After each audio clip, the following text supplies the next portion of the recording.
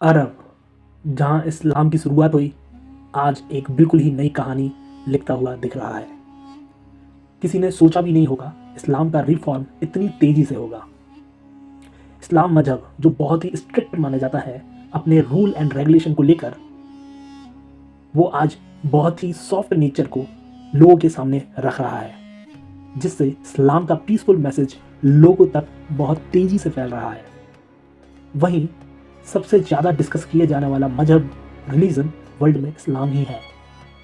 इस्लाम के पक्ष में और विपक्ष में हमेशा लोग खड़े रहते हैं, कुछ पॉजिटिव और कुछ नेगेटिव इंफॉर्मेशन लेकर। हालांकि सभी को पता है इस्लाम अपने आप में ही एक मुकम्मल मजहब रिलीजन है। इस्लाम जो जीने की कला बताता है और एक जीवन पद्धति को रिप्रेजेंट करता है। इस्लाम में शादी, तलाक, बच्चे, ज़मीन, जायदाद, प्रेयर कैसे करना है, इन सभी के बारे में डिस्कशन किया गया है और उसके सॉल्यूशन आपको इस्लाम में मिलते हैं,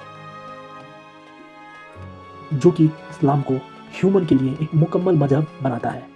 लेकिन आज हम बात करने जा रहे हैं इस्लाम में हो रहे न्यू रिफॉर्म्स के बारे में, जो कि अरब कंट्रीज की तरफ से आ रहे हैं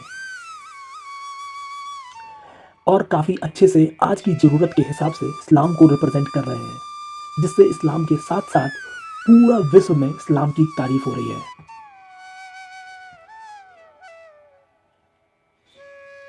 उसमें से एक माइलस्टोन बना है यूएई में बन रहा हिंदू टेम्पल, जिसका इनाग्रेशन करने के लिए अरब ने हमारे भारत देश से पीएम नरेंद्र मोदी जी को बुलाया है, जिससे हिंदू मुस्लिम ब्रदरहुड की एक नई शुरुआत हुई है।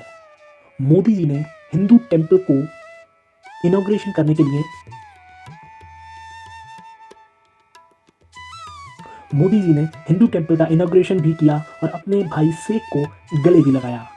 वहीं मोहम्मद बिन सलमान ने भी अरब में योगा का कंपटीशन भी शुरू कर दिया है और महिलाओं को बुर्का पहनने को मैंडेटरी नहीं बताया है। Very clear and stipulated in the laws of Sharia that women wear decent, respectful clothing like men. This, however, does not particularly specify a black abaya or a black head cover. The decision is entirely left for women to decide what type of decent and respectful attire she chooses. और साथ ही महिलाओं को car driving का भी अधिकार दिया है। इन सभी रिफॉर्म्स को देखते हुए पूरे विश्व में इस्लाम के प्रति पॉजिटिव मैसेज जा रहा है।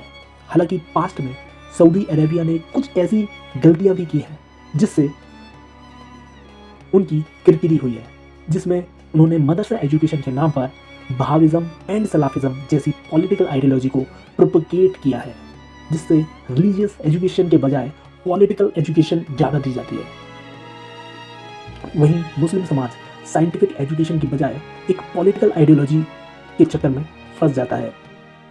कई सारे एविडेंसेस हैं जिसमें बताया गया है कि 1947 में इंडिपेंडेंस के समय इंडिया में सिर्फ 88 मदरसे हुआ करते थे। वहीं 2006 में इन मदरसों की संख्या 5 लाख हो गई और इन मदरसों में 30 लाख बच्चे पढ़ते हैं। हालांकि ये फिगर काफ़ी इन्फ्लेटेड दिखाई पड़ता है, क्योंकि 5 लाख मदरसों में सिर्फ 30 लाख बच्चे मीन्स हर मदरसे में सिर्फ 6 बच्चे पढ़ते थे। तो लगता है ये फिगर कुछ इन्फ्लेटेड है, हो सकता है ये संख्या सिर्फ 1 लाख मदरसों की होगी। और एक और एस्टिमेट है कि 2011 से 2013 के बीच में ऑलमोस्ट $14 बिलियन का इन्वेस्ट हुआ इन मदरसों में अरब देशों की तरफ से, जिसके द्वारा अरब कंट्रीज़ ने अपनी पॉलिटिकल इन्फ्लुएंस बढ़ाया। और एक और एस्टिमेट है कि सऊदी अरेबिया 90 बिलियन डॉलर खर्च कर चुका है इस तरह की पॉलिटिकल आइडियोलॉजी को फैलाने के लिए। वहीं अगर इन पैसे का इस्तेमाल स्कूल, कॉलेज और यूनिवर्सिटीज़ में किया जाता तो शायद मुस्लिम समाज की स्थिति आज के समय में और ज़्यादा बेहतर होती और मुस्लिम समाज से भी ज़्यादा साइंटिस्ट, बिजनेसमैन निकलते, क्योंकि मुस्लिम जो कि वर्ल्ड में 1/4 या कहें 25% हैं, उनके पास वर्ल्ड के वेल्थ के नाम पे सिर्फ 6% वेल्थ है। और उसमें भी अगर पर्टिकुलरली बात करें तो आधे से ज़्यादा अरब कंट्री के पास ही वो वेल्थ है। लेकिन देर आए दुरुस्त आए, अब अरब नेशन ने इस बात को समझ लिया है और वो अपने देश की भलाई के लिए तो अच्छा काम कर ही रहे हैं, साथ ही इस्लाम के पीसफुल मैसेज को भी फैला रहे हैं। वहीं यूएई में फर्स्ट ओवरसीज आईआईटी बनाने का प्रस्ताव भी रखा गया है, जिससे हो सकता है यूएई अपने देश का भविष्य और उज्जवल कर सके। लेकिन यूएई और अरब कंट्रीज़ ने जो एक समय में मदरसा फंडिंग के नाम पर मदरसे में इन्वेस्टमेंट किया था, उसकी बजाय अब उनको इन कंट्रीज़ में स्कूल, कॉलेज और यूनिवर्सिटीज़ में सेक्युलर फंडिंग करना चाहिए, जिससे कि जिन देशों में अरब ने अपनी पॉलिटिकल आइडियोलॉजी के लिए इन्वेस्ट किया था, आज ज़्यादातर उन देशों में मुस्लिम गरीबी से जूझ रहे हैं।